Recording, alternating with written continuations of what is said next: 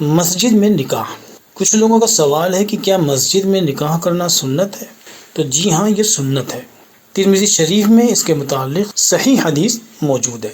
حدیث کے الفاظ یہ ہیں: قال رسول اللہ صلی اللہ علیہ وسلم اعلنوا هذا النکاح واجعلوه فی المساجد، یعنی نبی کریم صلی اللہ علیہ وسلم نے فرمایا کہ نکاح کا اعلان کرو اور نکاح کو مسجدوں میں منعقد کرو۔ فقہا کا اس پر اتفاق ہے کہ نکاح میں کچھ امور سنت ہیں، وہ یہ ہیں: نمبر 1، نکاح مسجد میں منعقد کیا جائے۔ امام ابو حنیفہ اور امام شافعی رحمہم اللہ کے مطابق نکاح کا عقد مسجد میں کرنا مستحب ہے، اسی حدیث کی بنیاد پر کہ نکاح کا اعلان کرو، اسے مسجدوں میں منعقد کرو اور اس پر دف بجاؤ۔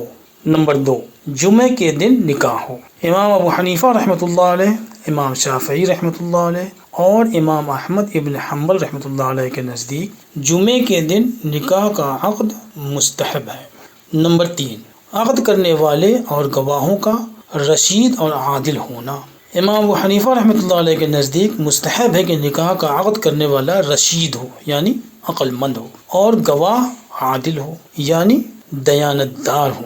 چوتھی چیز، نکاح کا دعوت ولیمہ یا نکاح کی دعوت، جسے ولیمہ کہا جاتا ہے۔ جمہور فقہا کے نزدیک ولیمہ جو شادی کی دعوت کا کھانا ہے مستحب ہے اگر استطاعت ہو تو، اور یہ سنت مؤکدہ ہے کیونکہ نبی کریم صلی اللہ علیہ وسلم سے قولاً اور فعلاً یعنی کہہ کے بھی اور کر کے بھی دونوں طرح سے ثابت ہے۔ یہاں پر فتاوی بنوری ٹاؤن کے حوالے سے نکاح کا مسنون طریقہ نقل کیا جا رہا ہے: انتہائی سادگی کے ساتھ مسجد میں نکاح کی تقریب منعقد کی جائے اور مسجد کے آداب کا بھرپور خیال رکھا جائے، یعنی شور شرابے اور مووی تصاویر بنانے سے پوری طرح سے اجتناب کیا جائے اور اپنی وسعت کے مطابق باہمی رضامندی سے مہر مقرر کر کے 2 مسلمان عاقل بالغ گواہان کی موجودگی میں نکاح پڑھوایا جائے۔ کوشش کرنی چاہیے کہ بیوی کو مہر پہلی ملاقات سے پہلے ادا کر دیں، اور نکاح کے بعد جب بیوی کی رخصتی ہو جائے اور شب زفاف بھی گزر جائے تو اب مسنون طریقے پر